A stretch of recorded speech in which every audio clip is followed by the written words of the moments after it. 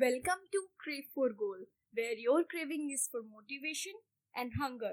So let's start our today's video.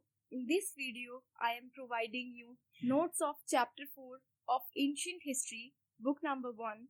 Chapter number 4, Thinkers, Beliefs and Building. The chapter deals with the philosophers and their attempts to under the world, also how their ideas were compiled as oral and written text as well as expressed in architecture and sculpture. Sources basically वो चीज़ है कि हमें कहाँ से इनकी findings मिलती है. तो कहाँ से हमें बुद्धिज़्म के बारे में जानने को मिला. तो बुद्धिस्ट जैना एंड ब्राह्मिकल टेक्स्ट से हमें काफ़ी ज़्यादा बुद्धिस्ट जितना भी रिलीजन है उसकी काफ़ी ज़्यादा नॉलेज हुई. Inscriptions, monuments, specially sculpture. The philosophy of the Jainas. Tirthankaras, Jaina teacher who guide man and women across the river of existence. Tirthankaras basically वो लोग होते हैं जो कि मैन एंड वुमेन को गाइड करते हैं. जितनी भी उनकी गाइड्स हैं वो उनको सिखाते हैं. जितनी भी उनकी टीचिंग्स है, जितनी भी उनकी फाइंडिंग्स है वो मैन एंड वुमेन को पर सिखाते हैं. First, animated world. The most important idea in Jainism is that entire world is animated. Even stones, rocks and water have life. Jainas का मानना था कि जो वर्ल्ड है वो एनिमेटेड है, जो वाटर है, जो रॉक्स है, इवन जो स्टोन्स है उनकी भी लाइफ है. तो हमें किसी को डिस्टर्ब नहीं करना चाहिए, हर किसी की, चाहे वो एक नॉन लिविंग थिंग है लेकिन उसकी भी एक लाइफ है. Second, non injury to living being. Non injury to living being specially to humans, animals and plants, insects is central to the Jaina philosophy. हमें नॉन इंजरी यानी कि हमें किसी को इंजरी नहीं पहुंचानी है, किसी को चोट नहीं पहुंचानी है, चाहे वो ह्यूमंस हो, चाहे वो एनिमल्स हो, चाहे वो प्लांट्स हो. और जैनास का ऐसा मानना है कि उन्हें इंसेक्ट्स को भी बिल्कुल भी परेशान नहीं करना है, चाहे वो एक छोटे जानवर की लाइफ है बट वो एक लाइफ है. Third, concept of Karma and the cycle of birth and rebirth. अहिंसा आप सेकेंड पॉइंट में डाल लीजिएगा, सेम ही बात है. Concept of Karma and the cycle of birth and rebirth. Jainas believe that the cycle of birth and rebirth shaped through karma. Asceticism and penance is required to free oneself from the cycle of karma.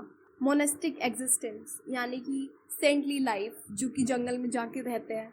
Renouncing the world is also a central idea in Jainism too. यानी कि जो भी world की pleasure है उनको त्याग दो, जंगल में जाके हम कैसी लाइफ जिए, saintly life. Therefore monastic existence is necessary condition of salvation.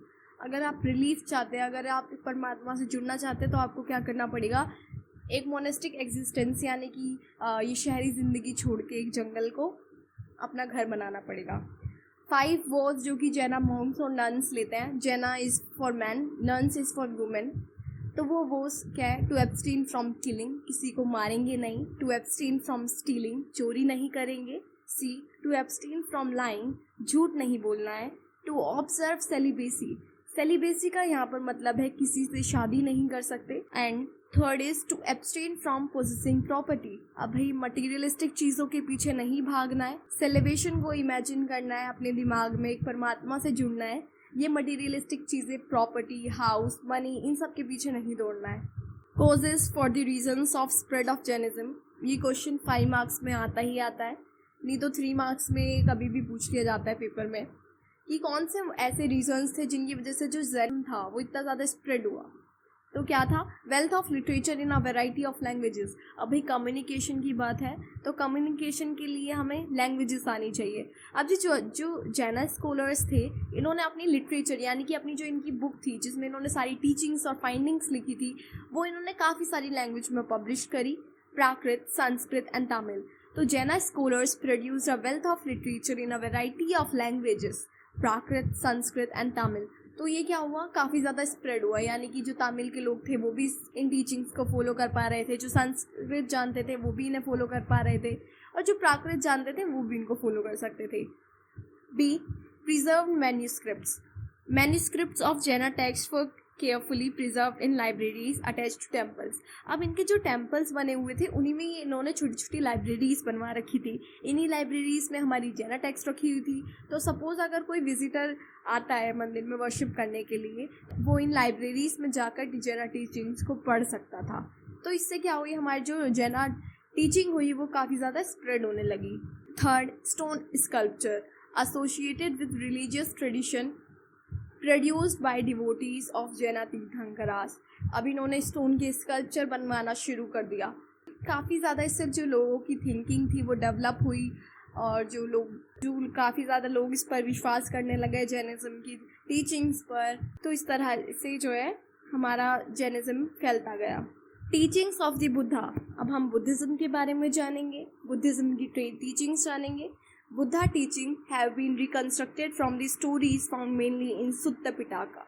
अब जो बुद्धा थे उन्होंने अपनी जितनी भी टीचिंग्स थी या जितनी भी फाइंडिंग्स थी या उनकी स्टोरीज हमें किस में जानने को मिलती है, एक लिटरेचर है जिसका नाम है सुत्त पिटाका। टीचिंग्स क्या थी? According to Buddha, Buddhist philosophy, the world is transient and constantly changing. खुद ही देख लीजिए, जो पहले चीज़ें होती थी शायद वो अब नहीं होती, और एक इंसान है वो भी पहले था अब नहीं है। तो basically world is constantly changing, world हर दिन चेंज हो रहा है। आप इन टीचिंग्स को रियल लाइफ में भी एक्सप्लोर करेंगे। Historians have also tried to reconstruct details of his life from hagiographies. अब जो हिस्टोरियंस थे उन्होंने इनकी लाइफ के बारे में और कहाँ से जानना शुरू करा, हैगियोग्राफीज के बारे में।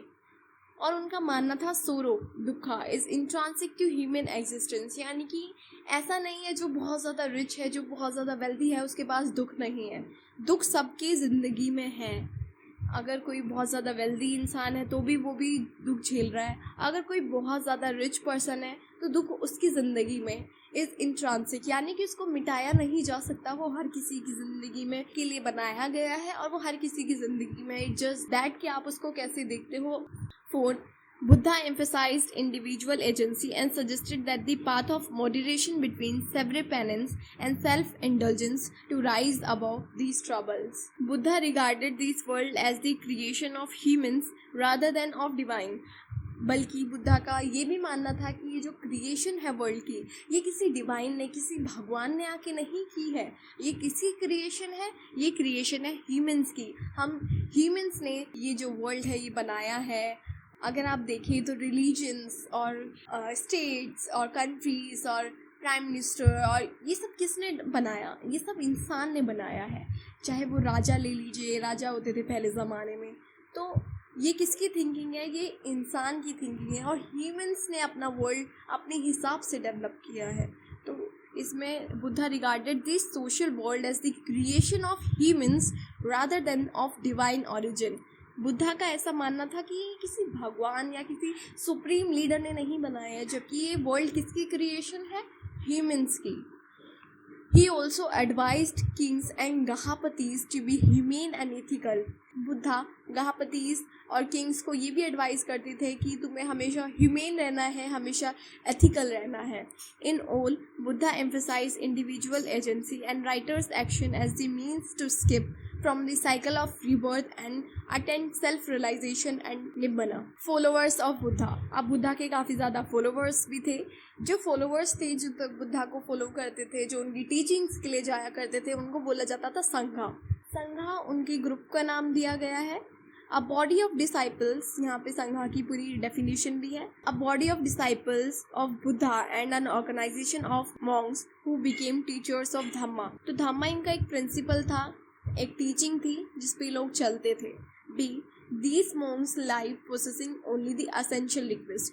ज़िंदगी में जो इम्पोर्टेंट चीज़ें हैं जैसे कि खाना, वो इनको चाहिए था सिर्फ। तो ये किस पे सर्वाइव करते थे? एक बाउल और ये आर्म्स, यानी कि भीख मांगकर खाना खाते थे। They came to be known as bhikkhus. इसलिए इनको क्या बोला गया? भिक्खूज, क्योंकि ये किस पे सर्वाइव कर रहे हैं?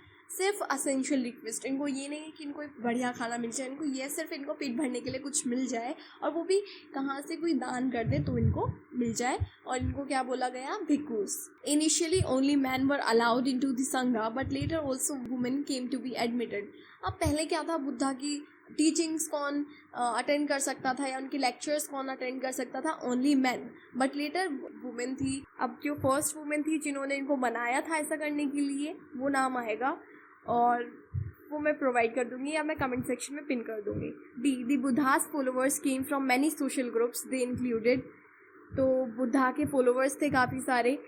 अब ऐसा नहीं था कि इनके फॉलोवर्स किंग्स ही बन सकते थे, नहीं। इनके फॉलोवर्स कौन कौन थे? Crafts person, kings, wealthy men, slaves, worker, gahapatis, तो ये सब इनके कौन थे? फॉलोअर्स थे। ये मैंने आपके लिए चार्ट भी बना दिया है। कोशिश करिएगा कि ये चार्ट पेपर में बना के आइएगा, क्योंकि जितना आप सिंपलेस्ट फॉर्म में अपने पेपर को प्रेजेंट करेंगे उतने अच्छे से आपको मार्क्स भी देंगे टीचर्स। अब आ जाते हैं, all were regarded as equal within the sangha, यानी कि किंग हो चाहे वो स्लेव हो, क्या था, वो इक्वल ट्रीट करे जाते थे संघा के अंदर। वो बाहर चाहे उनके बीच एक बहुत ज़्यादा गैप आ रहा हो मनी को लेके, पावर को लेके, मगर यहाँ पर संघा के बीच, संघा में है वो, यानी कि वो बुद्धिस्ट के टीचिंग्स जब ले रहे हैं तो वो क्या है? इक्वल है। दे बोथ आर ह्यूमन, चाहे वो स्लेव हो चाहे वो किंग हो। The internal functioning of the sanghas was based on the tradition of ganas and sanghas, where consensus was arrived through discussions। यानी कि अगर कोई भी बात हो गई किसी चीज़ पर, अगर हमें एक पर्टिकुलर डिसीजन लेना है कि ये सही है या ये गलत, तो डिस्कशंस के थ्रू वो क्या होता था? एक डिसीजन निकल के आता था। मगर अगर वो फेल हो गया तो क्या किया जाता था? वोट ऑन सब्जेक्ट, यानी कि मेजोरिटी जो कह रही है उसको मान लिया जाता था। अब थेरीज ये 1 मार्कर क्वेश्चन में आ सकता है। मैंने theris, women who became teachers of dhamma और respected women who had attained liberation. अब थेरीज उनको बोला जाता है जो टीचर्स होते हैं धम्मा की, respected women who had attained liberation, जिन्होंने ये वर्ल्ड त्याग दिया है, जिन्होंने फ्रीडम को अचीव कर लिया है, जिन्होंने निब्बना अचीव कर लिया है। अब क्वेश्चन, ये क्वेश्चंस यार बहुत ज़्यादा इंपॉर्टेंट है, 5 मार्क्स में आता ही आता है, तो इसको प्लीज़ नोट डाउन कर लीजिए अपनी कॉपीज़ में। बुद्धिज्म ग्रो, अब ये क्या है? देखिए यहाँ पे स्टेटमेंट दे दी गई है। हिस्ट्री और पॉलिटिकल साइंस में सबसे ज़्यादा आपको स्टेटमेंट मिलेगी, एक डायरेक्ट क्वेश्चन कभी नहीं देंगे। Buddhism grow rapidly during the life time of Buddha and Buddhism grow rapidly during the life time of Buddha and after his death, यानी कि बुद्धिज्म जो था जब बुद्धा जिंदा थे तो वो तब भी फैला, मगर जब उनकी डेथ हो गई तब भी वो बहुत ज़्यादा फैलता ही गया। तो ऐसी क्या बात थी, उसके क्या रीजंस थे, वो हमें यहाँ पर देना है। और ये देखिए, ये टेक्स्ट में से सीधा उठा लिया गया है। ये क्वेश्चंस इस तरीके से भी दिया जा सकता है अगर आपकी किस्मत अच्छी है। Causes for the rise of Buddhism, अब ये आप आसानी से लिख देंगे। तो कॉजेज क्या थे कि बुद्धिज्म इतना ज़्यादा राइज हुआ? ओपन डिस्कशंस एंड डिबेट्स, अब भैया कोई भी इनके डिस्कशंस और डिबेट्स सुन सकता था। The Buddha and other teachers student hourly through discussions and debates, अब जो बुद्धा के टीचर्स थे वो तेज बोलकर पढ़ाते थे, जिससे कि जो लोग हैं वो सुन सके आसानी से, और जो लोग थे वो डिबेट भी करते थे इस चीज़ को लेके। घर चले गए तो भी इस बारे में, उनकी टीचिंग्स के बारे में काफ़ी ज़्यादा बात हो रही है। Men and women attend these discourses and Buddha's ideas classify and spread। अब जो वुमेन और मैन थी ये लोग इन कोर्सेज को अटेंड करते थे, इनकी लेक्चर्स सुनते थे, इनकी टीचिंग सुनते थे, और ये ऐसे ऐसे क्या होती गई? स्प्रेड होती गई। रिलीजियस लिटरेचर, अब इनकी एक लिटरेचर थी, Buddha teaching after his death was compiled as Tripitaka. Tripitaka basically 3 basket थी जिसमें 3 टेक्स्ट होल्ड करी गई है। त्रिपिटिका का मतलब आ सकता है 1 मार्कर में, 3 baskets to hold different types of text। अब ये त्रिपिटिका 3 हमारे टेक्स्ट को इसके अंदर आते हैं, जो कि है विनय पिटका, सुत्त पिटका एंड अभिधम्मा पिटका। तो तीन बुक को क्या करा है? कंपाइल करके क्या बोला गया है उसको? त्रिपिटिका। टोटल मीनिंग आ जाए त्रिपिटिका का तो वो क्या है? 3 basket to hold different type of text, वो क्या है? विनय पिटका, सुत्त पिटका एंड अभिधम्मा पिटका। दूसरा, easy adoption. Buddhism appealed to many people who were dissatisfied with the existing religious practices and confused by the rapid social changes। अब काफ़ी लोग कंफ्यूज थे भाई, किसको फॉलो करें किसको ना फॉलो करें। तो बुद्धिज्म ने एक ईजी सा रास्ता दिया कि भाई सिंपल सी टीचिंग ये है कि इसको आसानी से आप क्या कर सकते हैं? अडॉप्ट कर सकते हैं। Equality of all, the importance was given to conduct and values and not on the claims of superiority based on birth. Everybody was treated equal within the Sangha. अब ये नहीं है कि राजा को एक बर्थ राइट तो मिलता ही है कि वो एक राजा के घर में पैदा हुआ है, तो उसको ये जो उसको जो ट्रीट किया जाता है वो यहाँ पे बेसिकली चाहे वो किंग हो चाहे स्लेव हो, दोनों ही इक्वल है। कोई भी ऐसा नहीं है कि राजा है तो उसके लिए अलग ही टेबल चेयर लगवा दी कि वो हाँ अब डिबेट सुनेगा, नहीं। अगर सब नीचे बैठे हैं, चाहे वो स्लेव्स है चाहे वो किंग है, तो सब नीचे ही बैठे हैं। बुद्धा का ये कहना था कि मेरे आश्रम में, यानी कि जहाँ पे भी वो टीचिंग्स वगैरह लेते थे, वहाँ पर सब इक्वल हैं, चाहे वो एक किंग हो, चाहे वो एक स्लेव हो, चाहे वो एक गाहपति हो, चाहे वो एक क्राफ्ट्स पर्सन हो। 5th, emphasis on metta and karuna. तो मेटा क्या होता है? fellow feeling, and karuna is compassion, were emphasized especially for those who were younger and weaker. 6. Role of Buddhist monks and teachers. अब इनका क्या रोल रहा? Indian Buddhist teachers travel to far away places. अभी जो Buddhist teachers थे ये ना दूर दूर जगह पे जाते थे, वो भी बुद्धिस्ट टेक्स्ट लेकर। तो इनके जो आइडियाज़ थे, इनकी जो फिलोसफी थी, वो तो फैलनी थी। 7. The ability of teaching in many languages. अब भाई ये तो की है, वो इन्होंने अपनी ये जो टेक्स्ट थी वो बहुत सारी लैंग्वेजेस में पब्लिश करी, है ना। अब क्या हुआ, Buddhist text were available in Pali as well as in Sanskrit. तो पाली में भी अवेलेबल थी और संस्कृत में भी अवेलेबल थी, यानी जो पाली की बोलने वाले नेटिव स्पीकर्स थे वो भी इस बुक को पढ़ सकते थे और इनकी टीचिंग्स को अपनी लाइफ में इस्तेमाल कर सकते थे। वहीं जो संस्कृत बोलने वाले लोग थे वो भी इनकी टीचिंग्स को अपनी ज़िंदगी में अप्लाई कर सकते थे और इनकी टीचिंग्स को आसानी से समझ सकते थे। तो चाइनीज़ ट्रेवलर्स थे फाजियान एंड जुआनजैंग, ये आए और इन्होंने कन्वर्ट कर दिया इन टेक्स्ट को चाइनीज़ में। तो बुद्धिज्म क्या हो गया, होने लगा, काफ़ी ज़्यादा स्प्रेड होने लग गया। ये ट्रेवलर्स ही थे, बेसिकली इंडिया घूमने के लिए आए थे या कुछ नया एक्सप्लोर करने के लिए आए थे। फिर इन्होंने बुद्धिस्ट टेक्स्ट को किसमें कन्वर्ट कर दिया, चाइनीज़ भाषा में। Over the century, Buddhism spread through Central Asia to China, Korea and Japan, through Sri Lanka to Myanmar. इतनी ज़्यादा फैली हुई है।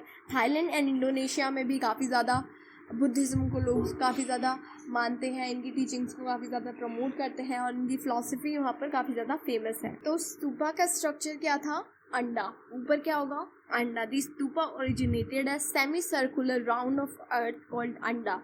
तो एक सेमी सर्कुलर सा बनेगा जिसको हम बोलेंगे अंडा।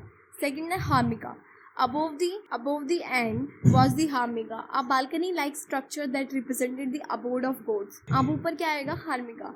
हार्मिका एक बालकनी लाइक स्ट्रक्चर है, बालकनी ही समझ लीजिए। नीचे मैंने आपको स्ट्रक्चर प्रोवाइड किया है, वो आप वहाँ से अच्छे से इस ड्राइंग को समझ जाइएगा। प्लस अगर ये आता है क्वेश्चन तो प्लीज़ ये ड्राइंग जो है ज़रूर से बनाइएगा। सिंपलेस्ट वे में आप सिर्फ ये ऊपर का जो सेमी सर्कुलर वाला है ये बना सकते हैं। इस ड्राइंग को प्रैक्टिस कीजिए और इसको बनाइए। काफ़ी ज़्यादा ड्राइंग से काफ़ी ज़्यादा पेपर जो आपका प्रेजेंटेबल लगेगा और शायद आपको अच्छे मार्क्स भी मिल जाए फुल। तो अगर आपने थोड़ी बहुत गलती भी कर दी है क्वेश्चन में तो शायद मिल जाए। थर्ड, यशति। यशति क्या है, arising from the harmika was a mast called yashti. यशति क्या है, हार्मिका से ही निकलती है। ये देखिए बीच में आपको दिख जाएगा, ड्राइंग से आपको सारा समझ में आ जाएगा। 4 railings, around the mount was a railing separating the sacred space from secular world. अब जो रेलिंग्स हैं वो क्या कर रही हैं, स्तूपा को अलग बना रही है। एक सेक्युलर वर्ल्ड तो है ही, लेकिन जो हमारा तीर्थ प्लेस है यानी कि एक अलग सी जगह भगवान के लिए जो हमने ज़्यादा डिवोट की गई है उसको सेपरेट करती है फ्रॉम दी सेक्युलर वर्ल्ड, बाकी वर्ल्ड से। ये ड्राइंग आप देख लीजिएगा और प्लीज़ इसको बना के आइएगा पेपर में। खासकर ये सेमी सर्कुलर वाला, ये नीचे का पिंक पोर्शन चाहे तो आप छोड़ सकते हैं, मगर ये जो ऊपर येलो वाला पूरा पोर्शन है ऊपर से, और लेबलिंग भी करके आइएगा। अब आ जाता है role of the rulers of Bhopal begums in preservation of Sanchi stupa. अब भाई सांची स्तूपा है हमारा, वो कैसे बचा, यानी कि हमारा अमरावती स्तूपा जो था वो तो पता है क्या हाल कर दिया था उसका। अब आ जाते हैं कैसे हमारा स्तूपा सेव किया रूलर्स ऑफ भोपाल की बेगम्स ने। तो first provided money for preservation of the rulers of Bhopal, Shahjahan Begum and her successor Sultan Jahan Begum provided money for the preservation of Sanchi stupa. जो रूलर्स थी भोपाल की, शाहजहां बेगम और उनके सक्सेसर यानी कि उनके आने वाली पीढ़ी या उनके बच्चे सुल्तान जहां बेगम, उन्होंने मनी प्रोवाइड किया कि भाई ये स्तूपा को छोड़ दीजिए, ये स्तूपा निशानी है। तो उन्होंने काफ़ी ज़्यादा मनी उनको दिया, जिसकी वजह से ये स्तूपा जो है काफ़ी ज़्यादा बच के रहा उनकी नज़रों से। Second, funded the works of John Marshall. Sultan Jahan Begum, the guest house where John Marshall lived, also funded the publication of his works. काफ़ी ज़्यादा हेल्प की इन्होंने जॉन मार्शल की ताकि उनका वर्क पब्लिश हो about Sanchi stupa. Third, funded the construction of a museum. Sultan Jahan Begum also funded the museum that was built there. अब उसके पास ही एक म्यूज़ियम बिल्ट हो रहा था, तो सुल्तान जहां बेगम ने उसको काफ़ी ज़्यादा क्या कह सकते हैं पैसे दिए, काफ़ी ज़्यादा फंड दिया, तो जिसकी वजह से जो सांची स्तूपा था वो काफ़ी ज़्यादा प्रिजर्व रहा। 4, exercise control over the site. वो डटी रही कि ये हमारी साइट है और उन्होंने उस चीज़ को कभी छोड़ा नहीं, तो इसकी वजह से जो हमारा सांची स्तूपा था वो हमेशा प्रिजर्व रहा। The Begum exercise control over the Sanchi stupa and refuse the Europeans to take away original parts panels of stupa at the Sanchi. Sultan Jahan Begum, उन्होंने सांची स्तूपा को यूरोपियंस को ले जाने के लिए मना कर दिया और उन्होंने कहा कि इसका जो ओरिजिनल पार्ट्स है वो कोई भी कहीं पे भी नहीं ले जाएगा। अब आ जाता है question, why Sanchi stupa survive while Amaravati did not. यार अमरावती क्यों नहीं सर्वाइव कर पाया जब सांची स्तूपा इतने सालों तक सर्वाइव कर गया? तो सबसे पहली बात थी नो पैट्रोनेज, कोई पैट्रोनेज ही नहीं मिला। अब हिस्ट्री में आपको पैट्रोनेज पता होना चाहिए कि क्या होता है।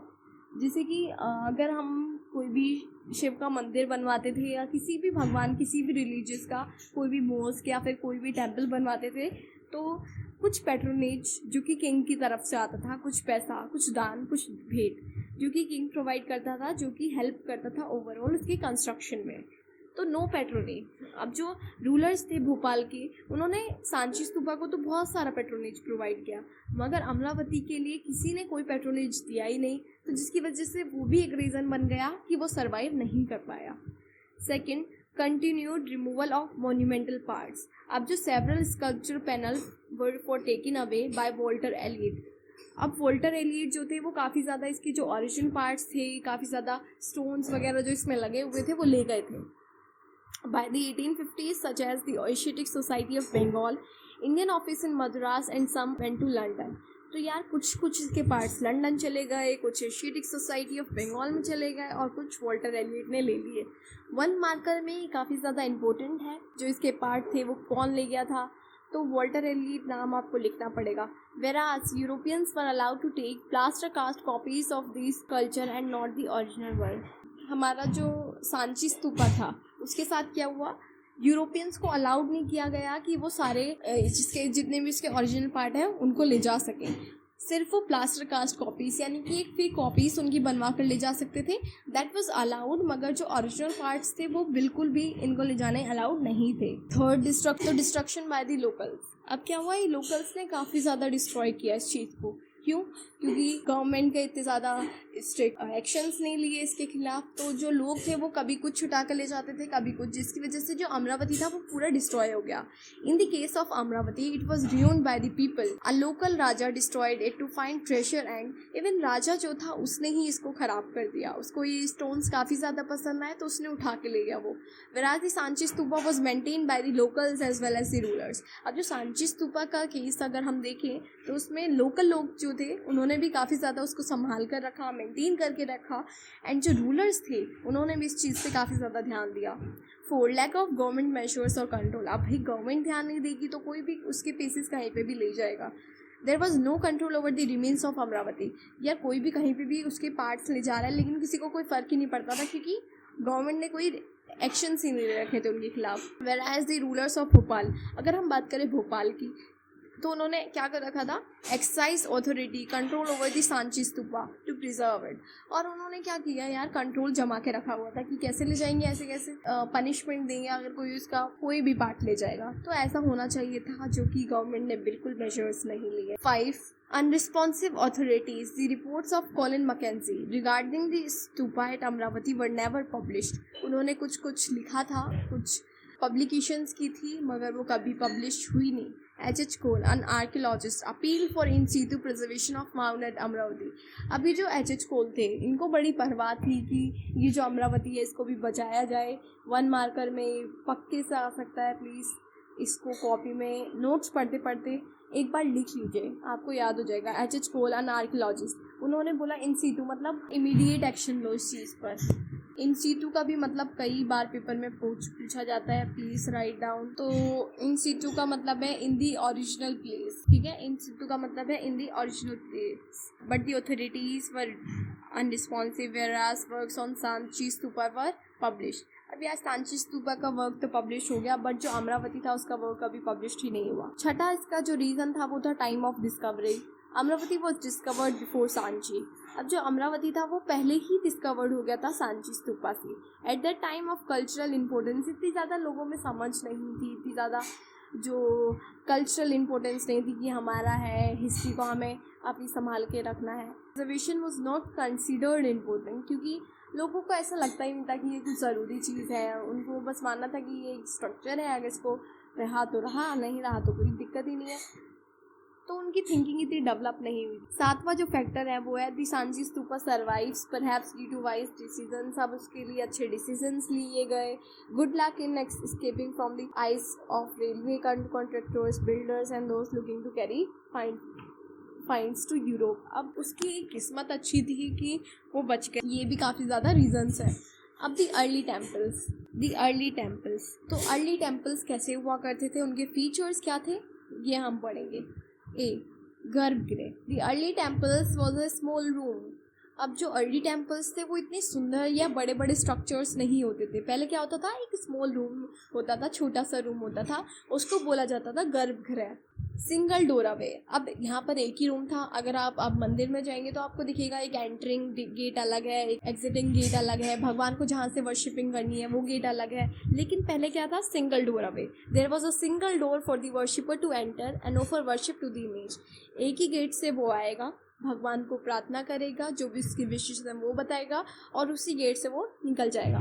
मगर आजकल आप देखेंगे तो काफ़ी ज़्यादा जो मंदिर है, हमारे जो टेम्पल्स हैं, उनके स्ट्रक्चर में काफ़ी ज़्यादा बदलाव आया है। C artificial cave. Some of the early temples for hollowed out of huge rocks as artificial caves. अब जो पहले जो हमारे टेम्पल्स थे वो कैसे थे, अगर कोई केव है तो उसके अंदर कोई सपोज कर लीजिए कोई छेद है, होल है, तो उसी के अंदर मंदिर को बना दिया जाता था। Changes over time in temples, तो चेंजेस काफ़ी ज़्यादा है टेम्पल्स में।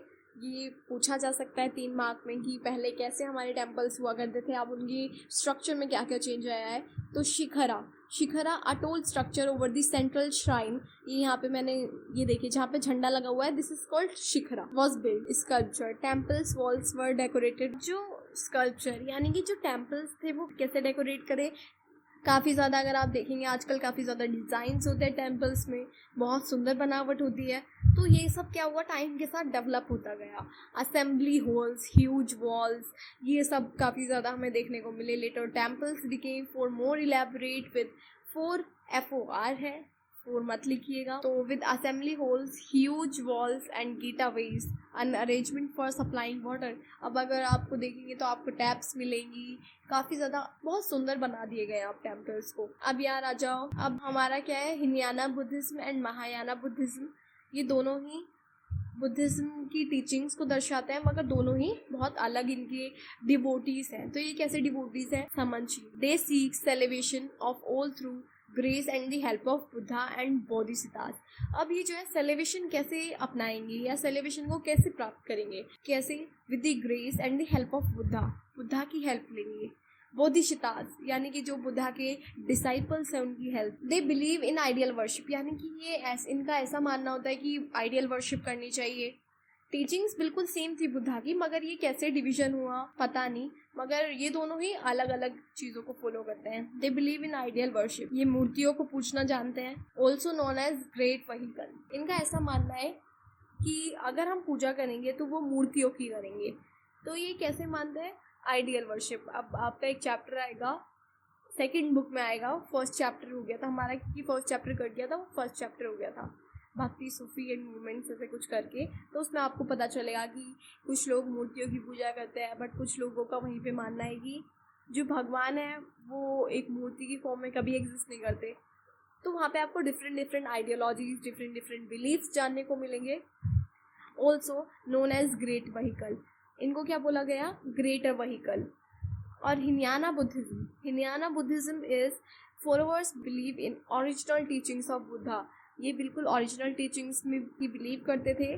दे seek celebration through their own efforts, अपनी मेडिटेशन, अपनी पावर से ये क्या सेलिब्रेशन को अचीव करना चाहते थे। इनका मानना था कि अगर हम सेल्फ डिसिप्लिन और मेडिटेशन करेंगे तो हम सेलिब्रेशन को ज़रूर से क्या कर पाएंगे, अपना पाएंगे। ये आप ऐसे ही समझ लीजिए कि सपोज 2 तरह के मरीज होते हैं, जो कि अपनी बीमारियों को एक योगा से हराना चाहता है, वहीं पे एक मेडिसिन का यूज़ करता है। तो they do not believe in idol worship. इनका ऐसा मानना था कि यार आइडियल वर्शिप कुछ चीज़ नहीं होती, ऐसी कोई चीज़ नहीं बनी, भगवान is supreme, you can like worship him और हर anywhere, known as lesser vehicle, इनको बोला जाता है लेसर व्हीकल। बाकी यार पढ़ लो के बाय बाय, यहीं पे हमारा चैप्टर खत्म होता है।